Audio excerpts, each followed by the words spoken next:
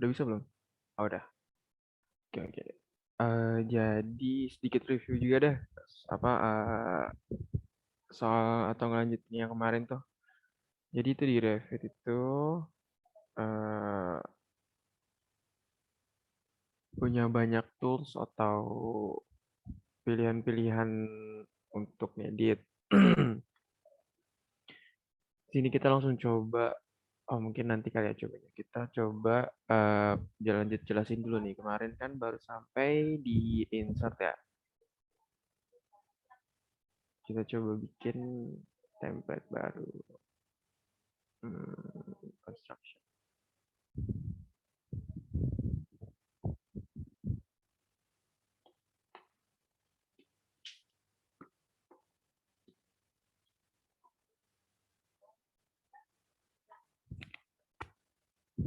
Jadi, dalam tampilan Revit itu kemarin kita sempat ngebahas dari bagian atas, ujung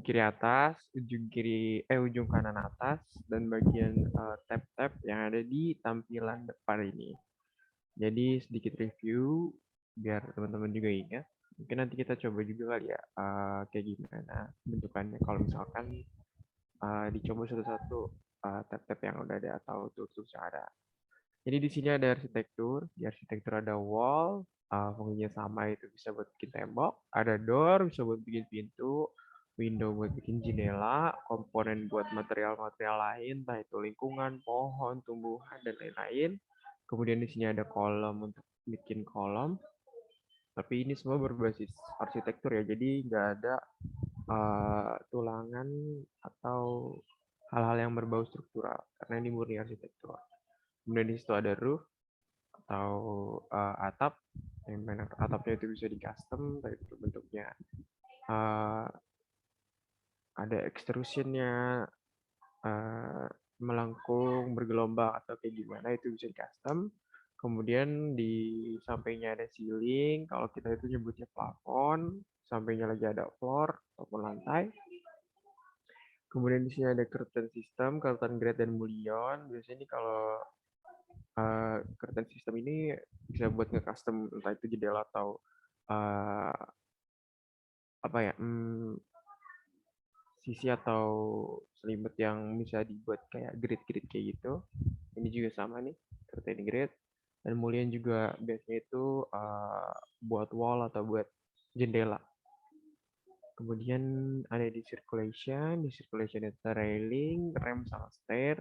Railing itu buat railing tangga ataupun railing lantai, entah itu pagar rumah dan sebagainya.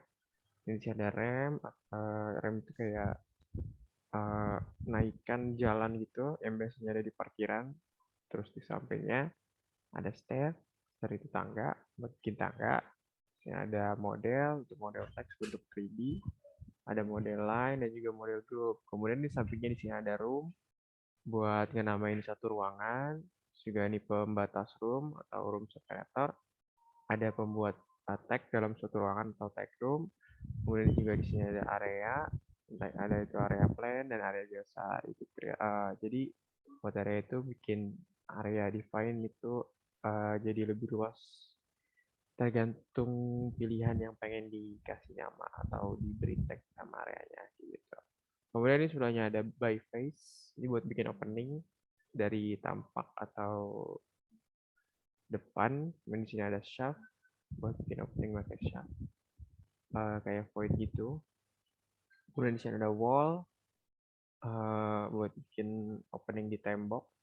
Dan di sini ada opening buat vertikal, hampir sama dengan by face. Ada dormer, kemudian di sampingnya ada datum itu buat bikin level dan grid. Sampingnya itu ada shed, show, refine, dan viewer. Lanjut ke struktur, di struktur ada komponen-komponennya itu kayak balok, tembok, kolom, lantai, truss, brace, dan beam system. Buat truss dan brace itu biasanya digunain buat di jembatan. Karena dia itu kayak diagonal struktural members yang terkoneksi dari balok dan kolom. Kemudian di sampingnya ada beam system, itu layout yang biasanya itu buat ngatur atau nge-custom bentuk dari beamnya itu. kumpulan beam atau balok. Kemudian di sini ada sambungan, yaitu sambungan baja pada umumnya. Kemudian di sampingnya ada isolated atau bagian-bagian komponen yang digunakan pada fondasi. Ada komponen umumnya, entah itu bore pile. Biasanya kalau misalnya dipakai nanti bakal muncul pilihan mau menggunakan fondasi jenis apa. Kemudian di sampingnya di sini ada fondasi menerus yang biasanya dipakai itu fondasi batu kali contohnya. Kemudian di sini ada slab atau lantai, hampir mirip lantai struktural gitu, cuma di jenisnya slab. Di sini dari baring buat bikin penulangan. Ini buat bikin penulangan yang area. Ini ada yang sesuai dengan jalan atau custom dari pet atau ngikutin yang kita buat dengan sketch. Kemudian ada struktural fabric area, fabric sheet, terus juga ada rubber cover atau slimton, dan yang terakhir itu ada rubber coupler. Sebelahnya itu ada komponen sama kayak tadi, di sampingnya ada model buat bikin model text 3D, model line, dan juga ada model group. Terus di samping kanannya itu ada bikin opening sama kayak tadi, datum dan work plan sama. Lanjut di sebelahnya ini ada steel, di steel ini ada connection, bikin pelat, sambungan atau bolts, dan yang terakhir ada welds. Kalau itu kayak hampir mirip sambungan atau bikin tempel gitu. Kemudian di sampingnya ada corner cut, itu buat ngilangin pinggir atau ujung dari satu pelat ataupun suatu steel. Kemudian di sini ada cop skew, yaitu potongan yang ada acak atau melengkung. Ada yang buat memendekkan suatu steel, baik ataupun baja. Terus yang terakhir itu ada counter cut atau ngebolongin suatu beam or plate. Jadi buat ngebolongin suatu baja atau pelat. Dan kemudian di sampingnya ada parametric cup. Parametric itu ada cop. Cop itu kayak bikin sambungan baja antar baja. Kemudian di sini ada meter, yaitu bikin siku. Kemudian di sampingnya ada cut through atau menembus. Jadi dia menembus satu komponen, satu baja, menembus satu komponen ataupun baja lainnya. Kemudian yang terakhir ada cut by, itu hampir mirip sama pop tadi, cuman dia lebih rapi atau lebih yang satu ukuran. Nah, di sampingnya ada work plan, hampir sama juga yang sebelumnya dijelasin. Kemudian ada precast, di precast di sini ada split atau sesuai sama namanya. Gitu kayak ngebelah, sampingnya juga ada mounting parts, kayak sambungan gitu. Kemudian di sampingnya ada reinforcement atau perulangan. Kemudian di sampingnya ada custom fabric sheet, drawing, game export, dan konfigurasi. Dan terakhir itu ada precast update-nya di disable atau di enable. Nah, di sini tuh biasanya kalau misalkan precast nyambung ke precast atau precast nyambung ke komponen lainnya itu bakalan ada update reinforcement-nya sendiri. Jadi dia menyesuaikan sama sambungan atau yang nyambung sama precast-nya kayak gitu. Kemudian di sini ada bagian MEP. Kalau di ini itu namanya sistem.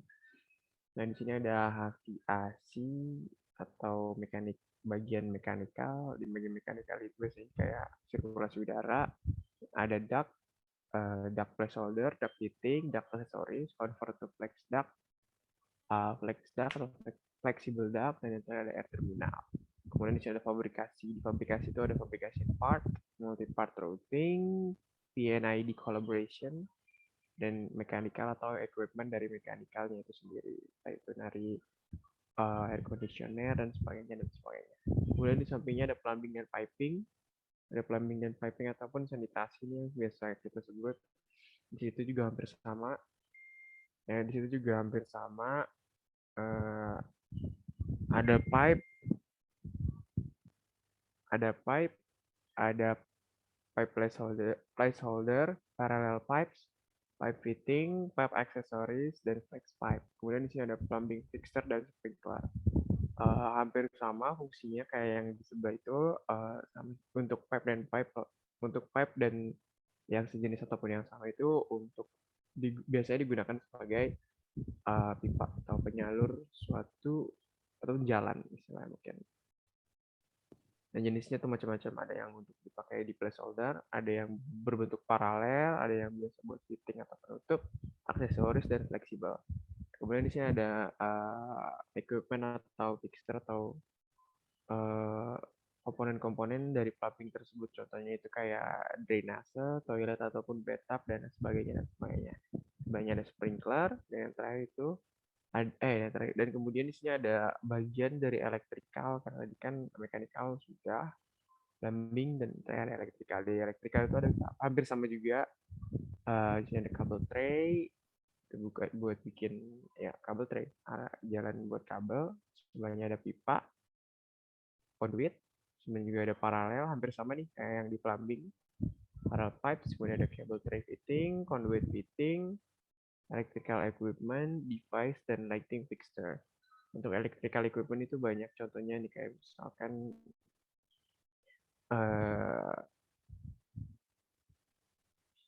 yang buat listrik itu meteran atau sebagainya. Kemudian di sini juga ada device, electrical fixture, yaitu saklar dan lain-lain. Ada lampu juga, lighting, buat bagian di elektrikal. Kemudian di sampingnya ada komponen hampir sama kayak emang sama sih sama yang sebelum dijelasin. Sebelahnya itu ada work plan juga sama. Nah, kemudian di sini ada insert. Di insert ini sesuai sama namanya atau fiturnya yang teman-teman mungkin udah pernah lihat di berbagai aplikasi, entah itu Microsoft Word, PowerPoint, ataupun aplikasi-aplikasi Microsoft dan yang bukan Microsoft lainnya. Jadi fungsinya itu sama buat memasukkan atau menambahkan. Di sini tuh insert tuh banyak. Ada yang buat nge-link, import, dan juga ada yang dari cloud Autodesk-nya itu sendiri. Jadi yang pertama itu ada yang nge-link. Nah di link ini tuh bisa nge-link banyak file-file. Contohnya itu kayak Revit, EFC, CAD, topografi, DWF markup, Tcol, point cloud, coordination model, PDF, image, dan manage link yang udah disatuin. Kemudian di sampingnya ada import atau memasukkan, itu bisa masukin file CAD, GBXML, fabrication job, import MEP, kemudian PDF, dan yang terakhir itu ada image. Dan yang terakhir itu ada cloud dari cloud dari Autodesk sendiri. Kayak family-family yang dipakai. Kemudian lanjut di sebelahnya. Ini ngelanjutin karena kemarin kita kan baru sampai insert ya. Di sini ada annotate. Annotate itu biasanya buat labeling atau penamaan dari suatu komponen atau elemen.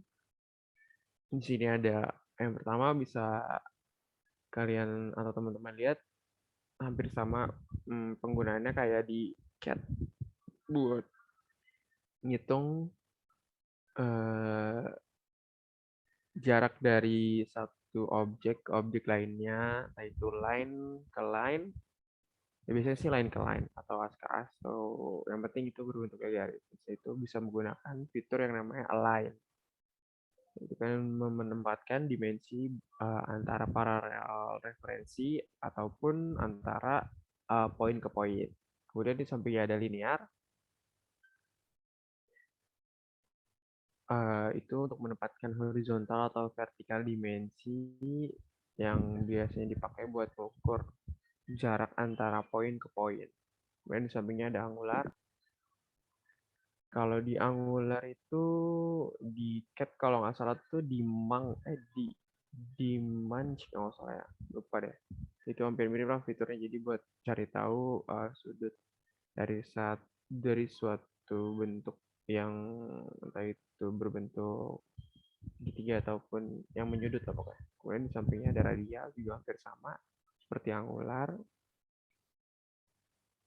Kemudian di sampingnya ada diameter, bisa buat mengukur diameter dari suatu lingkaran, entah itu sebenarnya nggak harus lingkaran juga sih.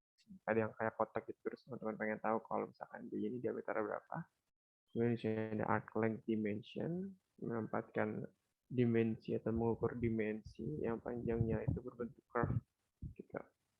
Biasanya sini buat custom tembok.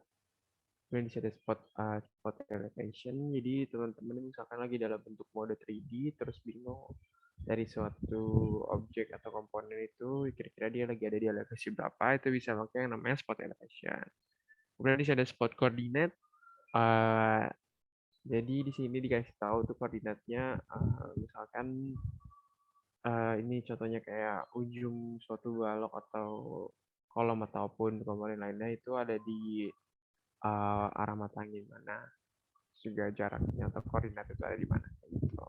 Kemudian di sampingnya di sini ada spot scope, itu nunjukin slope atau sorry spot slope itu nunjukin slope atau kayak lendutan gitu atau kemiringan sih bukan lendutan, kemiringan dari suatu elemen, entah itu balok. Biasanya sih balok sih, karena kalau kan udah pasti tegak, nggak harus sih karena biasanya tegak gitu. Kemudian di sampingnya di sini ada detail. Di detail ini bisa ada detail line buat ngasih garis atau detail garis. Biasanya sini dipakai buat finishing kalau misalkan satu proyek dari RF itu udah selesai, kemudian pengen di print out, itu ngasih entah itu arah tunjuk tanda panah ataupun kayak gimana, itu biasa pakai ini. Kalau penggunanya itu lebih sering tuh pas udah kop, masuk ke bagian kop nama udah ditaruh foto atau salah satu level atau tampak, nanti dimasukin ke kop baru dipasang detail line dan uh, fitur-fitur yang ada di annotate line. Kemudian di sini ada region, yaitu membuat dia dua dimensi, view specific with a fill pattern and a boundary line. Jadi bikin tampak gitu. Sebelumnya ada komponen, sama juga yang sebelum-sebelumnya. Cuman ini tuh lebih ke detail dari salah satu komponen yang ada di uh, objeknya. Kemudian di sebelahnya ada revision cloud. Kemudian di sebelahnya ada detail group untuk detail dari suatu penggrupan. Terus juga ada installation. Gitu.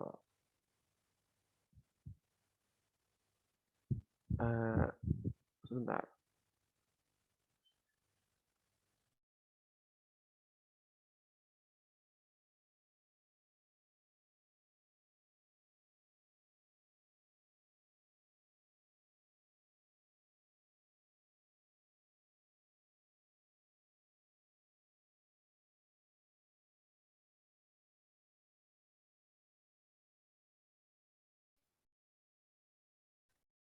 Oke, lanjut ke bagian teks. Nah, di bagian teks ini sesuai sama namanya, itu penamaan atau memberikan teks. Jadi di teks ini teman-teman bisa masukin teks atau penamaan dari suatu objek ataupun komponen yang ingin dinamain. Di sini ada yang pertama ada teks, ngasih teks ya, sesuai namanya teks. Kemudian ada cek spelling juga, buat ngecek ulang kira-kira pengejaan atau spellingnya itu udah benar atau belum. Bisa ada find atau replace, sama kayak fitur Ctrl F yang ada di Microsoft Word buat nyari dan juga bisa buat ngeganti. Kalau nggak salah Ctrl G kalau nggak salah. Kemudian di sampingnya ada tag by kategori dan tag all. Di sini tuh buat labeling atau buat nge-tag. Ini juga ada anotasi untuk WIM, multi kategori, material tag, ada room buat nge-tag, space tag, reference, street number, dan multi ribar. Ini semua tuh hampir uh, sama fungsinya ini atau labeling kayak gitu. Ini sampingnya sini ada keynote juga, sama juga buat labeling atau tagging. Dan di sini juga ada buat bagian untuk MEP, ada buat legend buat dark, legend buat pipe, dan color fill dari suatu legend. Dan memberikan legend pada suatu color fill. Tuh. Kemudian di sampingnya ada simbol. Nah, di simbol ini sama namanya ada simbol buat ngasih entah itu legenda ataupun simbol-simbol lainnya dari suatu komponen. Sampingnya ada span direction, beam, area, path, fabric, dan stair path. Jadi buat span direction ini biasanya dipakai buat arah pelat lantai. Kemudian di sini juga ada beam, arah buat stair atau tangga itu entah itu naik ataupun turun itu biasa pakai stair pad ini. Cuman dari tangganya itu sendiri biasanya udah langsung ada. Jadi misalkan lagi bikin tangga terus padnya itu hilang, nah itu bisa dipasang lagi pakai stair pad. Bisa ada area dan ada area pad dan fabric gitu. Mungkin sebelum lanjut, kira-kira ada yang mau ditanyakan, teman-teman? Boleh banget.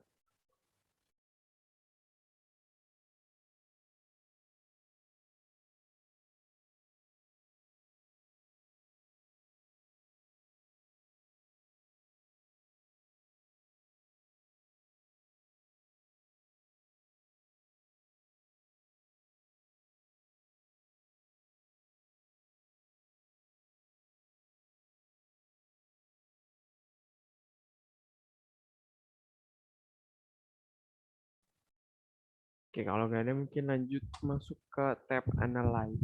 Jadi di tab Analyze ini itu sebenarnya hampir mirip kayak Analyze yang ada pada aplikasi-aplikasi analisis saya. Contohnya itu kayak SAP atau lain-lainnya.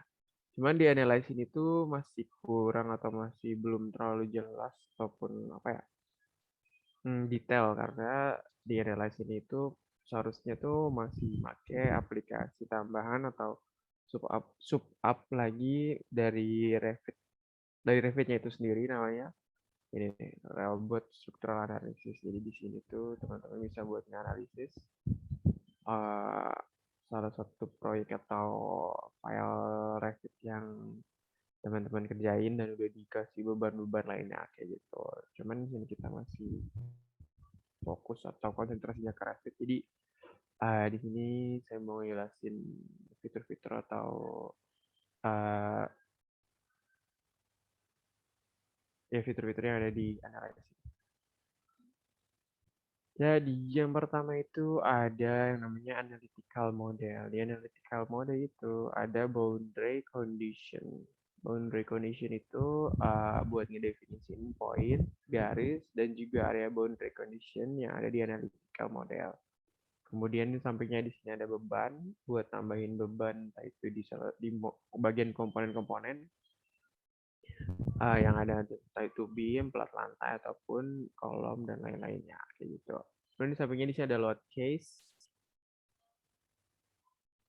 Ada yang mau nanya nih, mungkin jawab dulu ya. Bang mau nanya kalau CAD ke Revit bisa gak bang?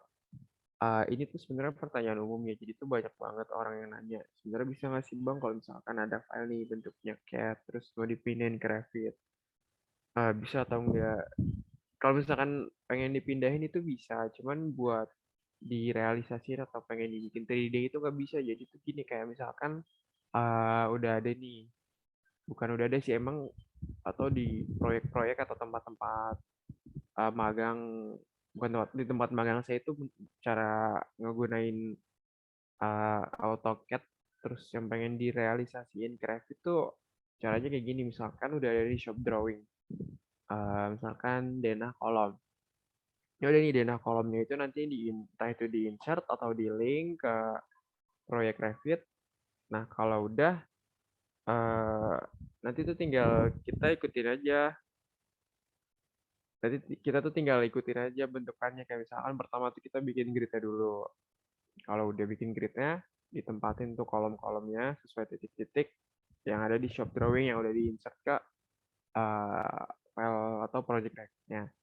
Terus kalau udah ya udah berarti oh ya nanti itu disesuaikan juga kolomnya dari detail kolom yang udah ada dari shape drawing. Nah itu kolom tipe K1 A, K1B dan semacamnya dan sebagainya kayak gitu. Jadi itu kayak nyetak ulang gitu, gambar ulang tapi di Revit. Terus juga kan kalau misalkan udah nyetak ulang di Revit itu bisa ngeliat 3D-nya, volume report dan juga scheduling gitu. Berarti cuma dua dimensi doang ya Bang? Iya kalau misalkan dari CAD ke Revit itu berarti cuma dua dimensi doang. Karena kan cuma buat tatakannya doang gitu, cuma buat oh jadi alasnya doang gitu. Nanti kalau misalkan buat di implementasi atau direalisasiin ataupun uh, gambar ulang lagi itu ya bisa dijadiin 3D karena kan di Revit itu sendiri kan udah masuk ke 5D kayak gitu. Sultan Dava. Itu jawabannya dari pertanyaannya. Oke bang, thank you sip. Terima kasih Sultan juga sudah nanya. Oke lanjut ya, di sini masih masuk ke analytical model. Jadi di analytical model ini ada fitur salah satunya itu load case atau case load. Di load case ini tuh uh, kalau nggak salah tuh buat ngasih load yang ada entah itu dari angin, mati, hidup, gempa, salju ataupun hujan dan lain-lainnya. Nah kemudian di sampingnya ini ada combination atau load combination. Buat load combination itu banyak ditaruh-taruh ya.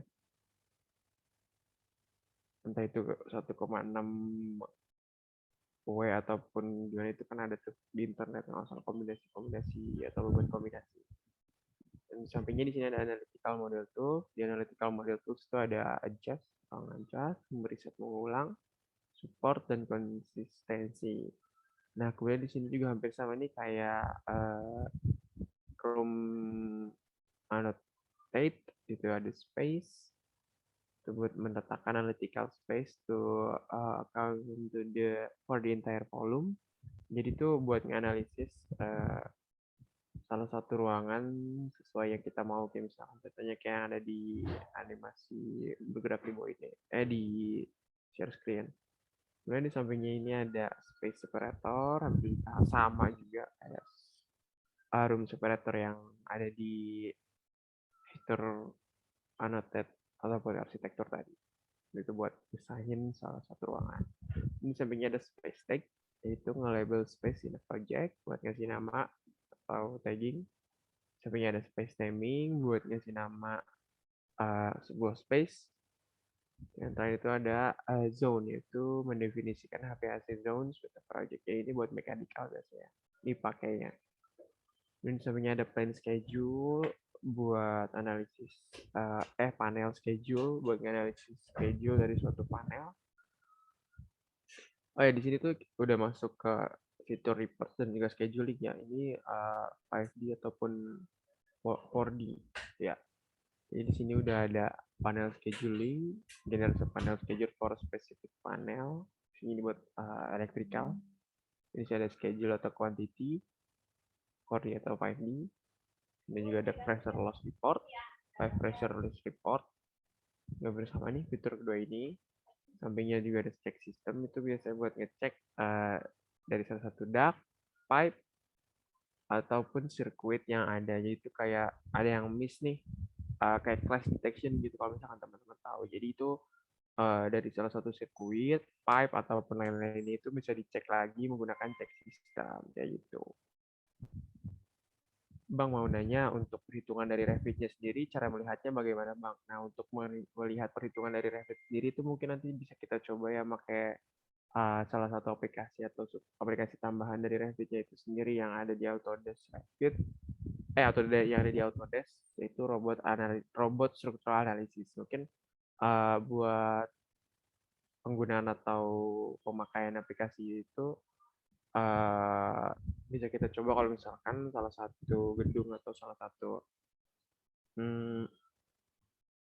proyek itu udah jadi, kemudian tinggal ditaruh pembebanannya, habis itu mau dianalisis. Kalau nggak salah ini juga jadi kalau nggak salah tuh ini juga tugas matkul ya, teman-teman tuh ada yang tugas matkul suruh bikin analisis gedung yang 3 atau 4 lantai gitu ya, yang dihitung pakai analisis BIM, entah itu SAP ataupun Revit dan lain-lain gitu ya. Ya gitulah pokoknya. Jadi kalau buat analisis nanti kita coba juga, karena saya juga belum, waktu itu baru nyoba sekali dan itu juga masih bingung gitu kayak ini gimana nih bacanya, terus juga apa yang harus diinput, dilihatnya bagaimana. Tapi kalau waktu itu sempat coba itu emang mirip sih kayak SAP. Jadi kelihatan indikator warna gitu, entah kayak merah tuh buruk, kuning itu lumayan, dan hijau ataupun biru itu baik kayak gitu. Nur Rahmat Syabani dari pertanyaannya, jawaban dari pertanyaannya. Apakah masih kurang atau yang masih ingin ditanyakan? Wah, mungkin teman-teman juga kalau misalkan ada yang pengen nanya bisa sambil nanya aja ya. Jadi saya nerangin terus teman-teman sambil nanya aja gitu. Oke, baik, terima kasih. Oke, terima kasih kembali Nur Ahmad Syabani karena sudah bertanya. Lanjut ke sebelahnya, di sini ada color fill. Color fill ini biasanya itu dipakai buat memperjelas suatu komponen ataupun elemen biar itu tampak atau kelihatan itu jelas. Kayak misalkan kan sirkuit itu kan repot ya, atau pipa deh. Pipa itu misalkan dari salah satu proyek atau ya proyek yang lagi dibuat nih itu kayak ribet tuh. Misalkan pipa air bersih nih yang mana nih warnanya apa bedanya sama pipa air kotor yang ada di proyek. Nah itu bisa dikasih warna biar teman-teman gak bingung ini kira-kira yang ini tuh pipa air kotor apa air bersih. Nah itu bisa dipakai fitur namanya color fill. Nah nggak cuma buat pipa, bisa dipakai buat duct, DUCT ataupun sirkuit itu. Kemudian sampingnya ada energy optimization. Ini saya sebenarnya kurang tahu kayak ini fitur baru dari Revit 2022 ya. Ini kayaknya itu buat mau ya sama kayak namanya optimisasi energi mungkin mengoptimalkan lagi tuh dari salah satu analytical yang udah diperhitungkan jadi bisa optimisasi lagi kayak gitu.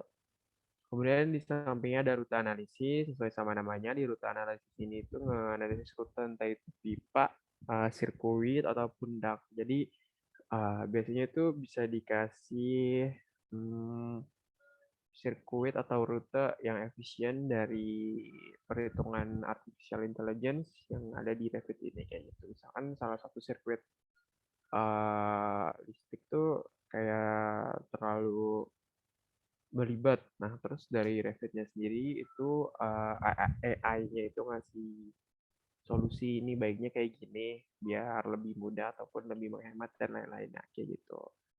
Ini sampingnya di sini ada reveal obstacle. Buat reveal obstacle itu biasanya ada sirkuit ataupun pipa ataupun yang lain-lainnya itu dihalang sama obstacle itu bisa di reveal.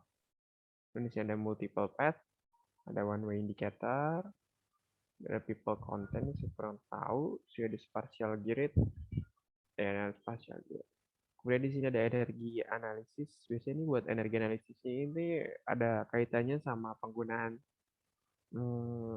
panel surya deh kayaknya kalau nggak salah ya. Jadi itu di sini bisa buat ngecekin lightning ataupun solar dan lain-lainnya. Di sini juga ada struktur analisis yang lebih dalam ataupun yang lebih terperinci kayak ada robot struktural analisis dan juga result manager. Dari result manager ini bisa buat ngecek hasil atau memanage hasil yang udah ada dari salah satu analisis project yang lagi teman-teman kerjakan. Nah ini buat robot struktural analisis itu aplikasi tambahan buat ngecekin atau menganalisis struktural dari satu proyek yang lagi teman-teman buka atau pengen diperhitungkan kayak gitu. Ya, gitu. Kira-kira ada yang mau ditanya nggak sebelumnya?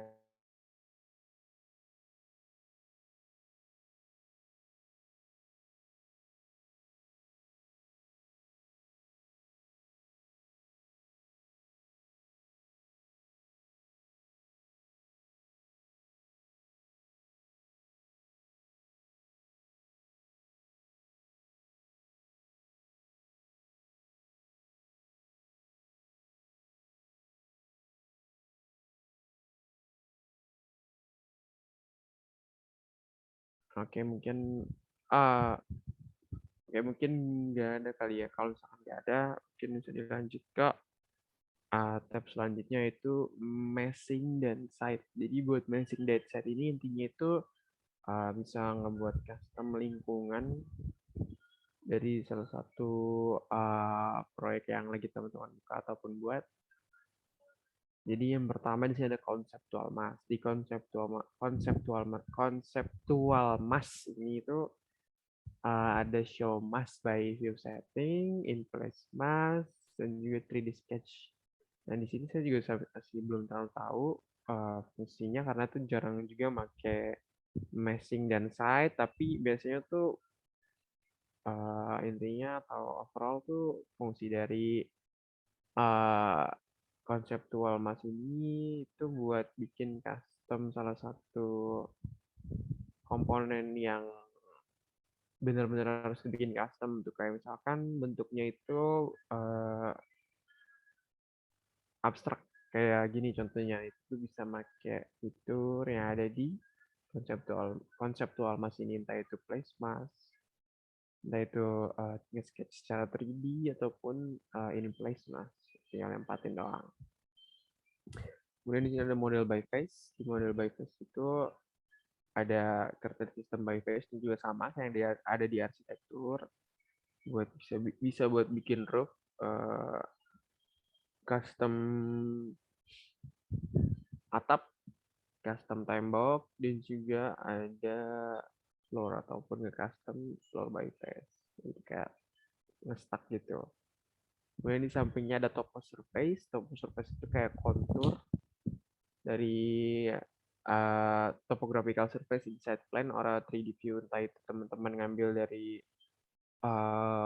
Google Earth, Google Earth tuh yang salah ya, atau dari Google Mapper ataupun aplikasi-aplikasi yang dipakai buat nyari kontur ataupun ya kontur 3D gitu, nanti bisa di-insert masukin ke topo surface.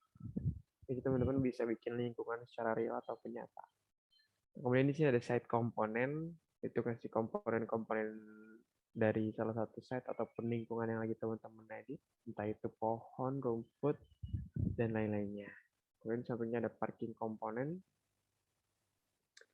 itu kayak ngasih garis ataupun park space itu atau surface kayak gitu. Kemudian sampingnya ada building path, di sini belum nyala, mungkin karena kita belum ngebuka atau nyobain komponen atau side komponen yang ada di masing-masing site, jadi belum bisa di unlock fiturnya. Dan di sampingnya ada mode modify site, ini sesuai sama namanya di modify site ini. Jadi site yang udah kita taruh itu bisa dimodify, entah itu di crop cuma ngambil ukuran 1:1 atau gimana itu bisa jadi. Dan di sini ada merge surface, itu kombinasi dua topo surface buat ngebuat satu topo surface. Jadi misalkan ada topo surface ataupun kontur nih yang beda, itu bisa disatuin pakai yang namanya merge surface. Kemudian di sini ada subregion, itu buat ngedefine an area with an topo surface. Ini sampingnya ada property line, itu bikin property line in the plan view.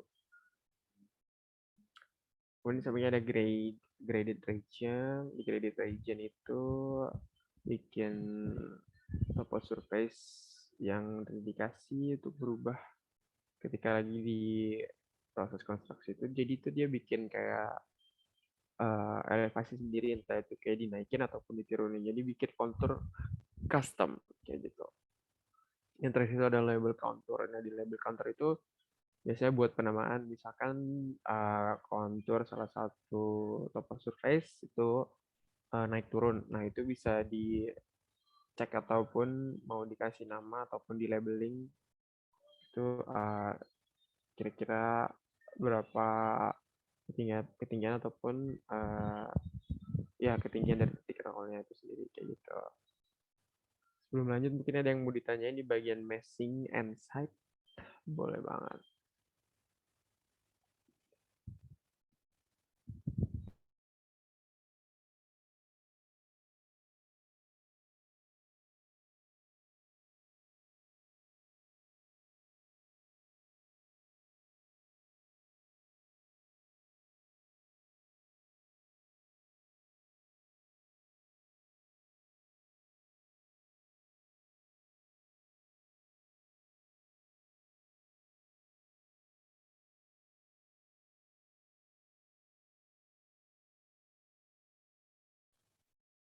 Lanjut, belum ada yang mau nanya. Ke bagian collaborate. Nah, dibuat bagian collaborate ini definisinya ataupun fungsinya itu hampir sama kayak kalau misalkan teman-teman nih ngerjain atau ngebuka file spreadsheet, terus Canva tim, terus apa lagi ya, Microsoft Teams. Kalau misalkan teman-teman kan kalau nggak salah tuh Bu Rika tuh pernah ya, kalau waktu saya itu dia suruh bikin atau ngebuka salah satu file Word, terus yang lagi ada kelasnya itu harus ngebuka file itu juga. Jadi itu kerja bareng-bareng sesuai sama namanya collaborate. Nah, di collaborate ini tuh sama kayak namanya berkolaborasi ataupun ngerjain itu semua secara bareng-bareng. Entah itu ada yang bikin bagian MEP-nya, bagian strukturalnya, bagian arsitekturalnya, ataupun ada yang mungkin kerjanya itu buat nyatuin semuanya itu bisa digunain pakai yang namanya fitur collaborate. Nah, sebenarnya di bagian collaborate ini juga saya belum terlalu banyak tahu yang cuman tahu basic-basic sedikitnya aja kayak gitu. Nah, di collaborate ini itu yang pertama ada editing request. Nah, di editing request ini biasanya tuh belum kebuka karena teman-teman belum nge-add atau belum nambahin tim kira-kira siapa yang mau dimasukin. Terus dimasukin dulu, baru bisa diedit kira-kira siapa nih yang ada di tim itu. Itu bisa pakai gunain yang namanya editing request. Kemudian di sampingnya ada collaborate. Di collaborate ini teman-teman bisa nambahin ataupun ngurangin kira-kira siapa yang mau ikut dari satu project yang lagi teman-teman buat. Kemudian di sampingnya di sini ada workset.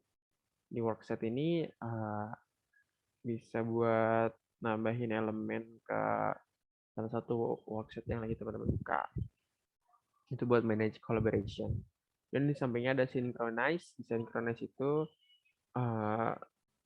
biasanya buat nge-sinkronisasi operasi, yaitu membolehkan untuk menspesify atau sinkronisasi secara spesifik operasi yang digunakan. Itu kayak gimana gitu. Kemudian di sini ada reload atau F5 biasanya kalau misalkan di browser-browser yang teman-teman sering buka bisa pakai reload late atau RL, dan ternyata ada relinquish all mine. Jadi itu release ownership of worksets and borrow elements that have not been changed. Biasanya itu dipakai buat kayak pemilikan salah satu file itu mau dioper ke siapa itu bisa pakai relinquish all mine gitu. Kemudian di sini ada work sharing monitor sesuai sama namanya itu yaitu memonitoring work sharing. Jadi work sharingnya itu jadi itu work sharingnya itu kayak diatur lagi kira-kira ini mau ditaruh di mana filenya, entah itu di tengahnya itu di bagian mana, grid kayak gimana gitu.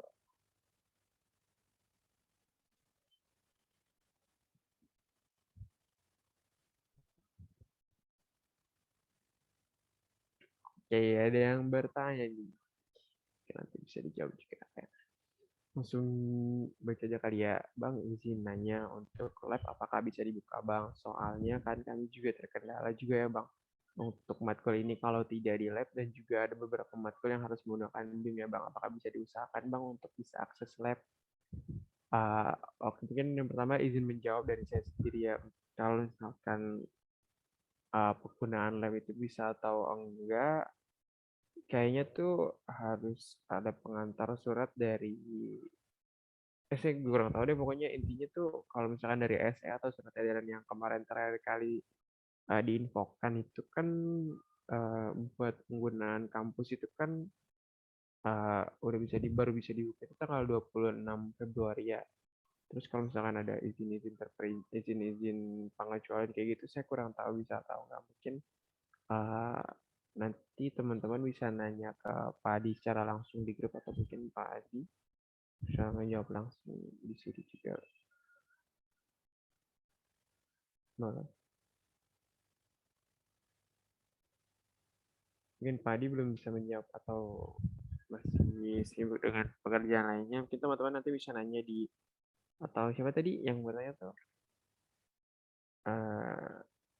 Nur Ahmad siapa ini, mungkin nanti bisa nanya di grup program aplikasi gambar teknik kali ya. Jadi biar Pak Adi juga notice terus juga bisa terjawab kayak gitu.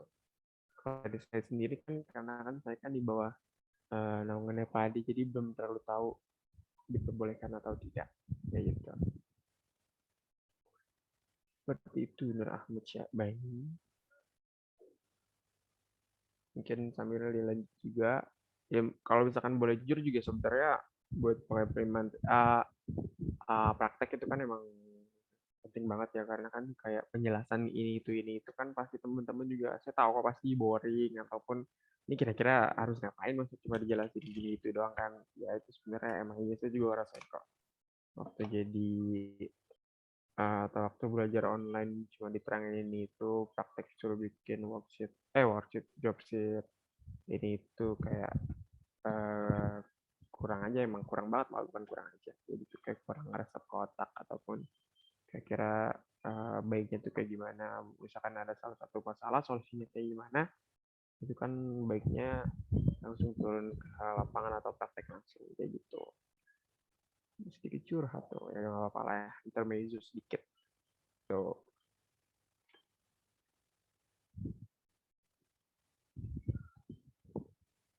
ya maaf jangan curhat bang WKWK lanjut ya ke bagian manage models. Nah, di manage models. Oh ya, buat tadi tuh, nama ceweknya nanti bisa ditanya di grup aja ya. Mungkin biar Pak Adi juga notice atau ngejawab secara langsung. Karena kan Pak Adi sebagai dosen juga kan pasti lebih tahu ataupun ada info terbaru atau gimana itu bakal dijawab sama Pak Adi nanti kalau misalkan teman-teman nanya di grup. Lanjut ke bagian manage model. Di bagian manage model itu ada show history, restore backup, manage cloud model, dan publish setting. Di bagian manage model ini itu banyak fiturnya kayak undo, ada yang restore backup, ada manage cloud model, dan itu ada publish setting. Di publish setting ini itu biasanya buat nyeting entah itu mau di share atau di publish kemana, itu bisa pakai publish setting kayak gitu. Kemudian di sampingnya itu ada coordinate. Sorry. Jadi di bagian coordinate itu ada copy atau monitoring, juga ada coordination review, use project atau select link. Jadi itu bisa buat memanage link atau mengkoordinasi suatu project. Sampingnya ada coordination review, to nge-review coordination. Sebelumnya ada coordination setting, reconcile hosting, interference check, dan ada shared view. Jadi buat shared view ini buat ngebagi kira-kira teman-teman mau ngeliat atau mau ngasih ke siapa kayak gitu. Lanjut di sebelahnya di sini ada view. Di bagian view ini tuh banyak ada grafik, presentation, create, sheet composition dan juga Windows. Jadi buat bagian view ini tuh lebih ke settingan workspace atau tampilan kerja dari uh, workspace teman-teman yang lagi buka kayak gitu. Nah, di bagian ini ada graphics. Di bagian graphics ini view templates atau biasanya itu shortnya itu VT ya usah. Bukan. Jadi itu di view templates ini tuh bisa buat memanage atau lihat kira-kira template yang baik itu kayak gimana, workspace-nya baiknya tuh kayak gimana, enaknya kayak gimana, itu bisa pakai view template. Kemudian di sampingnya ada visibility atau graphics. Di visibility ataupun graphics ini, filter. Di visibility atau grafiknya itu biasanya bisa ngecek kira-kira pengen nge-hide apa nih, air terminal kah, area kah, cable tray, catwalk, scaling, conduit, tipe conduit, kolom, balok, ataupun lain-lain itu bisa pakai yang namanya visibility graphics ataupun VV. Shortcutnya biasanya VV. Kemudian di sampingnya ada filter. Di filter sini tuh biasanya dipakai buat memfilter yang udah di blok ya, misalkan teman-teman udah ngeblok kolom balok terus pengen milih kolomnya doang itu bisa pakai filter. Kemudian sampingnya ada thin line. Di thin line sini itu bisa buat kecilin garis yang kebesaran, misalkan suatu kolom tuh terlalu besar garis-garisnya, itu bisa pakai yang namanya fitur thin line. Sampingnya ada show hidden lines, remove hidden lines, dan cut profile. Show hidden lines ini itu biasanya bisa buat ngasih unjuk lain-lain yang ke hide kayak topografi atau topo surface, itu bisa pakai yang namanya show hidden line. Ini juga ada kebalikan dari show hidden line juga remove hidden line, lainnya di cut profile atau mengubah shape atau elemen dari salah satu tampak. Tuh. Kemudian di sampingnya ada presentation. Di presentation itu ada render di cloud, render biasa, dan juga render galeri. Di bagian fitur ini tuh banyak fungsinya atau kegunaannya biasanya pada bagian presentasi. Kemudian di sampingnya ada create. Nah, di bagian create ini tuh ada 3D view, ada section, callout, plan views, elevation, draft view, duplicate view, legend, schedule, dan juga softbox. Nah, yang pertama di sini ada 3D view. Di 3D view ini ada tampak buat ngelihat 3D, entah itu dalam bentuk kamera ataupun walkthrough. Kalau di walkthrough tuh biasanya teman-teman kalau tahu Google Maps tuh ada yang namanya Google Street View, yang usahanya itu simulasi kayak The Sims gitu. Nah, ada salah satu proyek yang teman-teman lagi buat, makanya namanya walkthrough. Buat kamera itu kayak screen recording, tapi dia tuh lebih ke fokus atau tahu sudut pandang yang kira-kira cocok dari mana gitu. Jadi penempatan kameranya bisa di custom dari teman semaunya teman-teman gitu. Sampingnya ada section atau potongan. Di bagian section ini bisa misalkan teman-teman pengen lihat potongan salah satu bagian atau proyek yang lagi dibuat, nah itu bisa pakai nama section. Nah, di sini ada call out.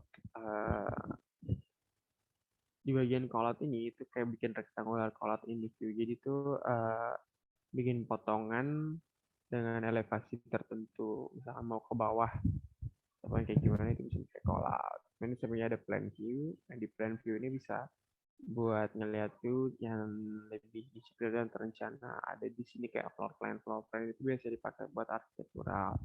Yang ada reflected ceiling plan, ada structural plan, ada plan region, dan juga area plan. Nah, buat structural plan ini itu biasanya buat ngeliat atau buka tampak bagian struktural. Biasanya ini dipakai buat disiplin traffic gitu. Soalnya teman-teman yang bikin balok ataupun kolom itu bisa pakai structural plan gitu. Jadi sampainya di sini ada elevation, sesuai sama namanya. Dari elevation ini teman-teman bisa ngecek atau ngatur elevasi yang baik kayak gimana. Kemudian sampingnya ada drafting view. Di drafting view ini bikin view yang menunjukkan detail yang tidak sama associated with the building model sama yang ada di model building yang lagi dibuat. Misalnya duplicate view, misalnya teman lagi buka contohnya di level 1 terus pengen duplikat, itu bisa pakai fitur yang namanya duplicate view. Sampingnya ada manage, legend.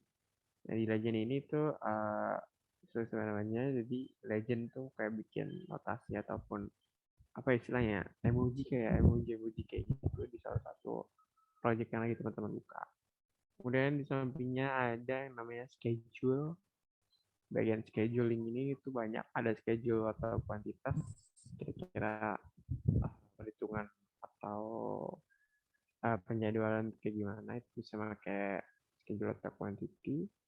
Contohnya itu kayak misalkan teman-teman pengen tahu berat penggunaan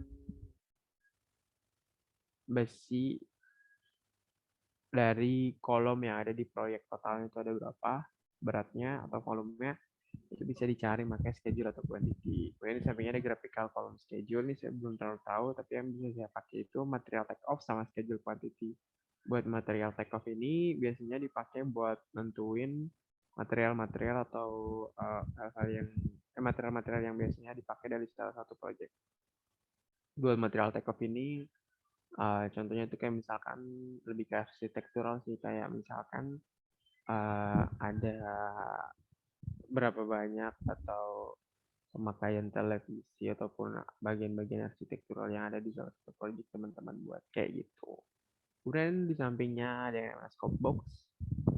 Di sini tuh scope box tuh itu buat kontrol the visibility of datum element, yaitu grid level dan juga reference plane secara dalam tampak yang spesifik kayak gitu. Kayak bikin box yang custom gitu. Kemudian di sampingnya ada sheet ataupun lembar. Biasanya nih sheet ini dipakai tuh buat bikin atau ngecetak ataupun bikin crop gambar, terus pengen ditaruhin tampak dan detail-detail lain itu bisa pakai yang namanya sheet. Kemudian di sampingnya ada view. Nah, di view ini tuh bisa buat ngecek ataupun bisa naruh view mau ke sheet yang lagi dibuka atau pengen dibuat. Jadi ada title block, itu bikin kayak title gitu di setiap sheet yang ada. Sampingnya ada revision, hampir sama kayak komen yang ada di Word. Kalau misalkan teman-teman tahu, add comment gitu-gitu, remove comment dan lainnya.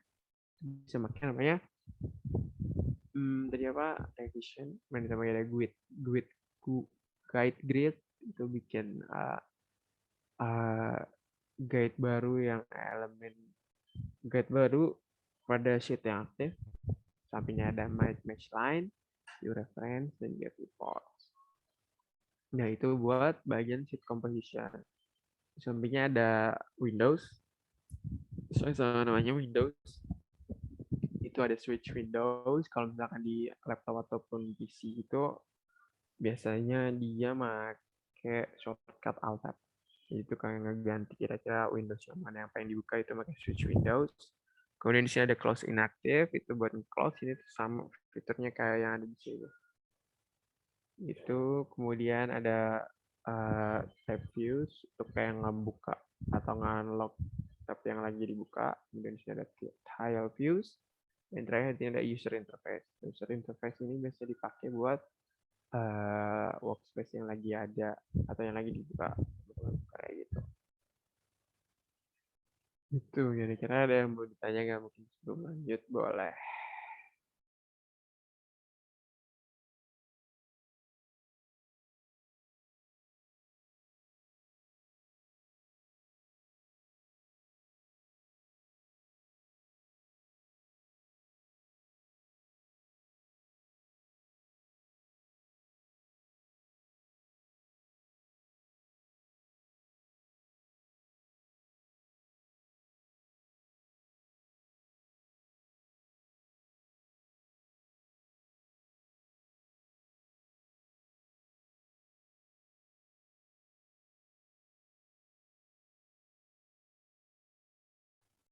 Oke, mungkin dilanjut aja ya ke bagian manage. Jadi di bagian manage ini itu uh, belum terlalu tahu juga karena di situ lebih ke bagian yang kecampur gitu ya, entah itu nge-manage bagian satuan ataupun bagian MFP-nya strukturnya kayak gimana dan lain-lain. Itu lebih ke manage dari salah satu dari entire project yang lagi teman-teman edit atau lagi dibuka kayak gitu. Jadi di sini itu ada yang pertama ada material, itu biasanya penggunaan itu ya, ngasih secara spesifik material salah satu komponen yang ada, misalkan beam ataupun balok. Baloknya itu kira-kira secara kalau misalkan pengen didetailin lagi materialnya itu mau kayak apa, mau kayak gimana, itu bisa pakai namanya material. Kemudian di sampingnya ada snap. Snap itu kayak nempelin objek-objek kayak misalkan balok mau disatuin biar secara gampang atau magnetik itu bisa pakai namanya snap. Kemudian di sini ada object style. Kalau nggak salah tuh di cat itu shortcutnya itu D ya nggak salah. Ya D nggak salah. Nah itu hampir sama kayak gitu. Kemudian di bawahnya di sini ada project information. Bisa buat secara detail atau spesifik kira-kira project isinya itu apa aja, entah itu material take-off, scheduling, dan lain-lainnya. Kemudian di sampingnya ada project parameter, shield parameter, global parameter, transfer project standar, purge unit, unused, dan terhadap project unit. Biasanya yang sering dipakai itu project unit sih, karena project unit itu bisa buat nentuin kira-kira unit ataupun satuan yang dipakai dalam satu project itu makanya apa. Kayak misalkan ini distance, panjangnya kemudian ada length, lebarnya itu satuannya mau pakai inci kah, diameter, sentimeter, desimeter, kaki, mili ataupun milimeter kayak gitu. Ini juga banyak ya, cuma common bisa electrical, energy, air circulation. Oh iya, HVAC itu kalau salah bla bla air circulation kalau salah. Yang ada infrastruktur, piping, dan juga struktural gitu. Itu yang sering biasanya dipakai. Kemudian di sini ada structural setting, memory setting, panel schedule setting. Biar buat penggunaannya itu jadi tuh macam-macam ya. Kayak misalkan di structural setting itu banyak. Ada itu symbolic representation setting, cases load-nya kayak gimana, ada kombinasi load-nya kayak gimana. Nih, di sini kan ada contohnya kayak beban hidup, beban mati, ada beban hidup, angin, hujan, roof, accidental, temperatur, dan seismik kayak gitu. Kemudian di sampingnya itu ada add-ins, sorry. Kemudian di sampingnya itu ada additional setting. Di additional setting itu ada setting-setting yang tambahan. Di sini juga ada project location itu. Kalau misalkan pengen kayak lebih detail itu, misalkan ada salah satu project nih pembuatannya, nah itu bisa pakai project location ataupun fitur-fitur yang ada di project location kayak coordinates ataupun location ataupun position yang ada di project location. Tuh, kemudian di sini ada design option. Di bagian design option, di sini ada generative design, create study, dan explore outcome. Ada manage project, itu manage link yang udah dimasukin, kira-kira mau di mana yang hide, yang mana mau di show. Decal types, itu hampir sama kayak yang ada di arsitektural. Ada starting view, dan juga ada starting view. Kemudian ada face. Biasanya ini penggunaan face itu buat fase ya. Fase itu biasa dipakai buat quantity, entah itu fase lagi perbaikan atau maintenance dan lain-lainnya kayak gitu. Kemudian di sampingnya juga ada selection, ada inquiry dan macros. Buat selection ini biasanya dipakai buat seleksi atau memilih komponen-komponen kemudian diedit mau kayak gimana bentuknya secara custom. Misalnya inquiry itu kayaknya lebih ke mengidentifikasi lokasi gitu deh. Iya, sesuai sama namanya ataupun keterangan yang ada. Kemudian ada macro manager, itu biasanya buat nge-manage bagian-bagian secara luas ataupun secara makro, bukan secara mikro. Dan sampingnya ada macro security. Dan terakhir ini ada visual atau fitur tambahan dari Revit, itu ada Dynamo. Dan Dynamo Player di sini hampir sama juga kayak Google Street View yang udah ada. Kayak pengecekan atau mau kayak gimana kalau misalkan bentuknya secara virtual. Begitu. Sebelum lanjut, kira-kira ada yang bertanyain, boleh banget.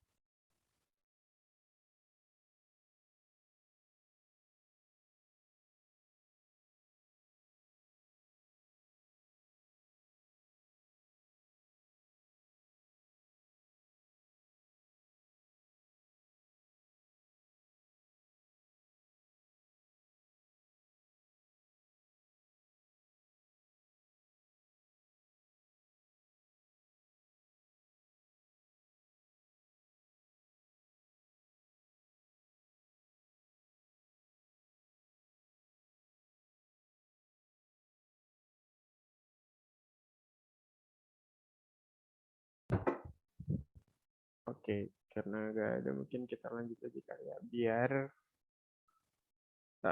cepat juga.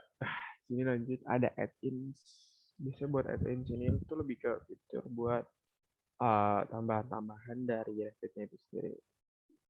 Di sini ada RMA atau FAB, ada Advanced Extension, yaitu buat pembajaan atau baja tuh fitur tambahan dari Revit.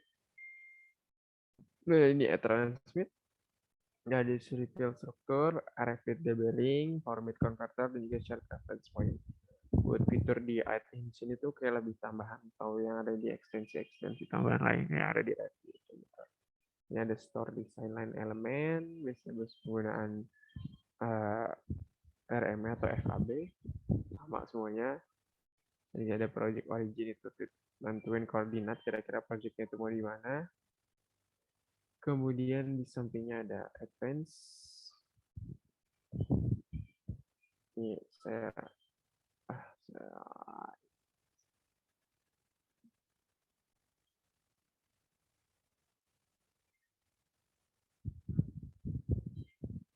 di sini saya sambil bacain juga kali ya biar teman-teman nggak atau gimana. Jadi Bapak di sini menjawab pertanyaan yang sultan yang saat jadi tiket grafik bisa tergantung Anda menggambar cat dalam bentuk 2D atau 3 dimensi. Kalau 2 dimensi tidak bisa 2 dimensi. Oh iya betul. Sesuai dengan emang kayak gitu sih penggunanya, jadi tergantung dari catnya itu sendiri, buatnya itu dari 2 dimensi atau 3 dimensi. Kalau misalkan di catnya ternyata 3 dimensi itu dimasukin ke Revit, bisa. Kalau misalkan 2 dimensi ya bentuknya 2 dimensi, jadi apa yang dibuat itu yang bakal jadi outcome-nya gitu, sesuai sama yang dibuat kayak gitu. Kemudian lanjut di sini ke bagian Advanced Style Extension. Di bagian Advanced Style Extension tuh ada ekstensi tambahan buat pembajaan atau settingan baja itu bisa pakai Advanced Style Extension. Cuman saya belum pernah coba juga sih, maksudnya ada fitur apa aja yang ada di Advanced Style Extension, karena Advanced Style Extension itu harus download lagi dari Autodesk sendiri. Gitu. Kemudian di sini transmit model, di sampingnya ada import civil struktur, kemudian di sampingnya juga ada kategori mapping, ada propertinya juga, dan sini ada nge-link untuk file Revit atau Revit labeling, sebelahnya convert RTA to format, dan import shared coordinates from XML file. Kalau nggak salah XML file tuh file koordinat gitu deh.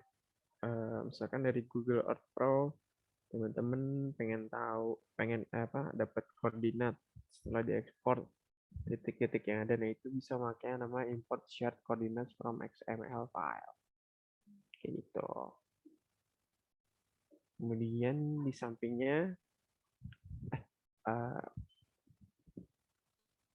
ada AlphaBeam. Di AlphaBeam ini lebih ke settingan secara secara Autodesk-nya sendiri. Dan di sini kan ada kayak setting language, entah itu mau kayak gimana language-nya ataupun lain-lainnya. Kemudian di sini juga ada donate buat AlphaBeam, ada putar AlphaBeam, dan juga kalau add-in-nya itu bisa di join elemen kayak gitu. Kemudian lanjut ke kuantifikasi.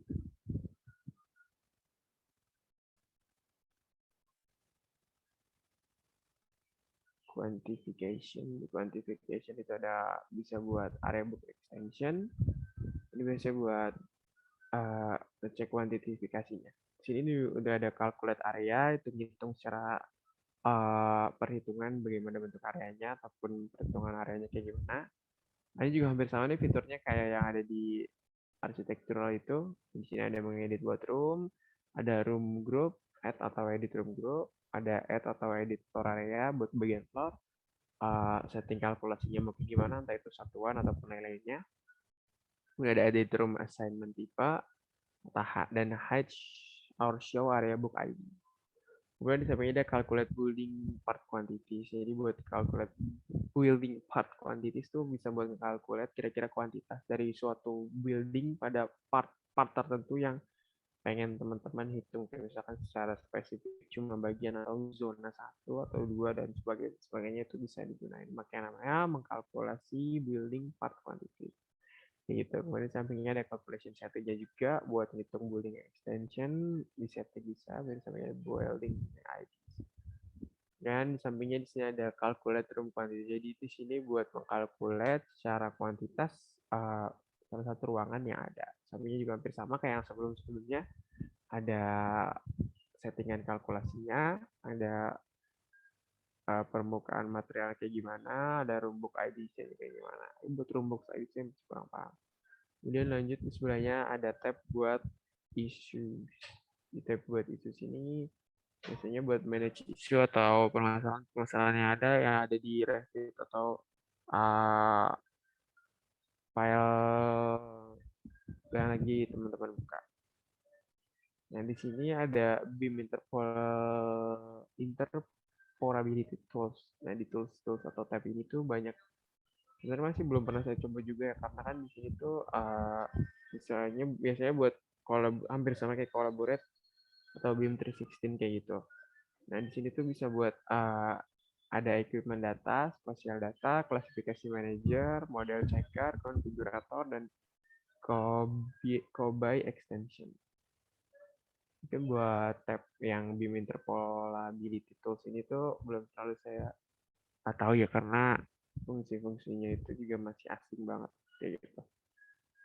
Nah, di sini ada Rebar Extension. Nah, di Rebar Extension itu sebenarnya teman-teman atau apa aplikasi Revit yang baru banget install atau default settingannya itu belum ada ya Rebar Extension. Itu Rebar atau ekstensi tambahan yang fungsinya itu mempermudah teman-teman buat rebaring, entah itu rebaring beam, kolom, continuous footing ataupun menerus, parapet, pile cap, terus ada piles-nya, ada retaining walls atau core walls ataupun apapun istilahnya. Ada bagian slab buat bagian cornernya doang, openingnya buat opening di satu slab, spread footing ataupun footing yang tersebar luas, ada pinggiran tembok, corner atau siku, ada juga ada tembok dan interface tersebar. Jadi ekstensi ini sebenarnya berguna banget buat rebaring atau penulangan dari salah satu komponen struktur, yaitu atas ataupun bawah gitu. Ini sebenarnya kalau misalkan diwajibin sih seharusnya ada sih, karena itu ini tuh ngebantu banget lah pokoknya buat rebaring suatu project kayak gitu. Bahkan di sini juga ada automatic generation-nya. Jadi teman-teman bisa tinggal klik udah langsung generate tulangan-tulangan yang itu kayak gimana kayak gitu. Kemudian di sampingnya di sini ada hide rebar, show rebar, obscure dan show obscure, modify, delete dan juga help kayak gitu. Buat ngedapetin ekstensi ini teman-teman harus download secara tersendiri dari Google karena nggak ada di Autodesk. Mau misalnya ada mau download, bisa ketik aja rebar extension, Naviate rebar extension kayak gitu. Kemudian di sampingnya ada yang namanya sophisticated investment, ini juga sama fitur tambahan ataupun tab tambahan dari ini. Nah biasanya ini tuh hampir sama kayak apa tuh yang annotate. Nah di annotate di sini tuh hampir fungsinya juga banyak buat lebih ke tagging atau labeling, karena ini ada mark, edit, number. Kan nggak bisa terlalu banyak juga yang ngejelasinnya karena saya belum pernah atau bukan belum pernah, belum terlalu sering ngegunain ini karena buat labeling itu masih belum terlalu banyak gunaan kayak gitu. Kemudian di sampingnya di sini ada BIM Tools. Di BIM Tools ini itu ada buat ngedit family, buat nge-labeling, buat ngelihat tampak atau sudut pandang atau view. Ada determine, mounting part, sampai sama kayak precast, 3D data export, dan settingan lainnya.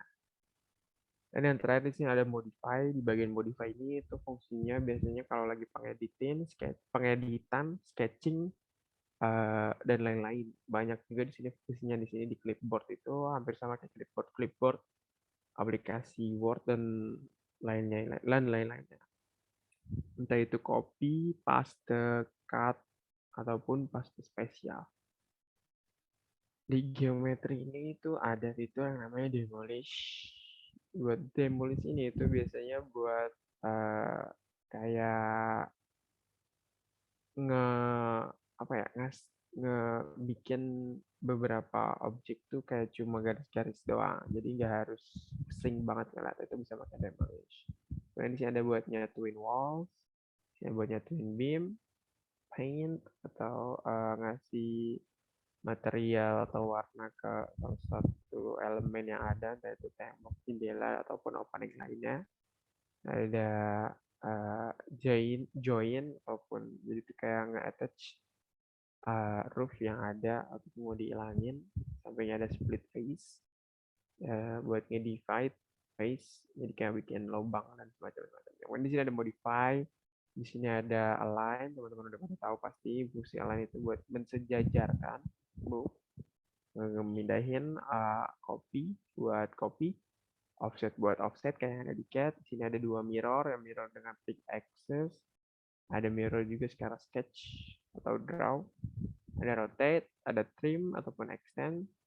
Di sini ada trim yang lainnya, delete, pin, buat ngepin salah satu file atau Revit link atau import bagaimana di sini scale, array buat secara banyak gitu, copy atau bagaimana, ada split elemen buat nge-split elemen entah itu tembok ataupun lain itu bisa di-split pakai yang namanya fitur split elemen. Dan di sini juga ada split with gap, jadi ngasih gap ke salah satu objek yang mau di-split. Dan sampingnya ada unpin. Dan di view ini ada scope box atau selection box, jadi bisa bikin box sendiri terus mau bikin potongannya doang mau kayak gimana itu bisa pakai selection box, operate graphics in view, line work, displacement elements, hide in view.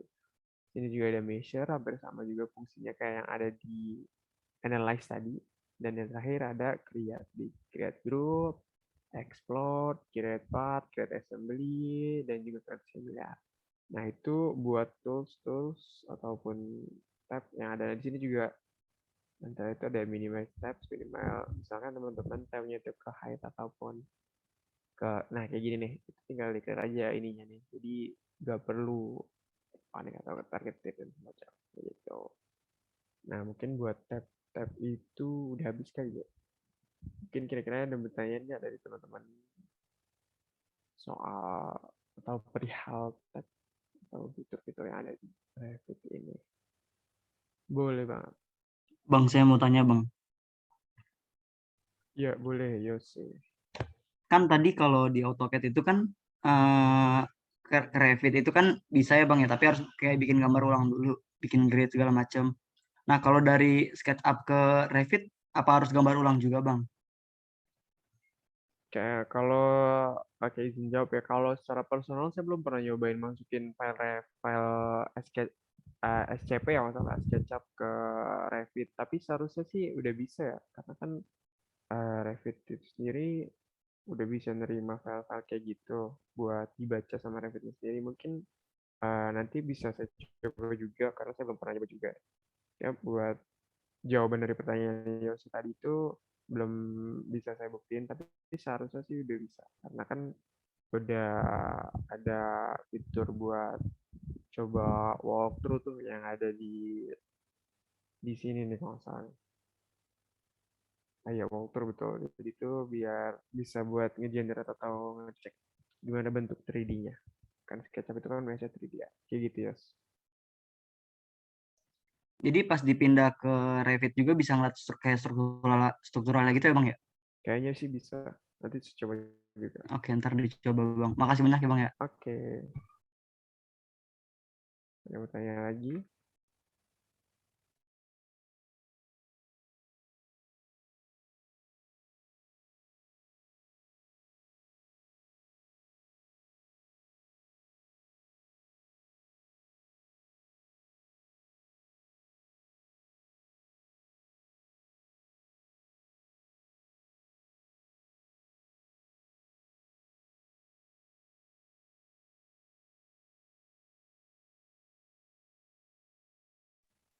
Ya mungkin kalau misalkan teman-teman ada yang masih bingung atau mau ditanyain bisa atau belum kepikiran mau nanya nanti bisa ditanya di grup aja kali ya. Buat pertemuan atau kelas program aplikasi gambar teknik hari ini mungkin bisa dicukupkan. Terima kasih buat teman-teman yang udah join kelas pada pagi hari ini. Semoga sehat. Semoga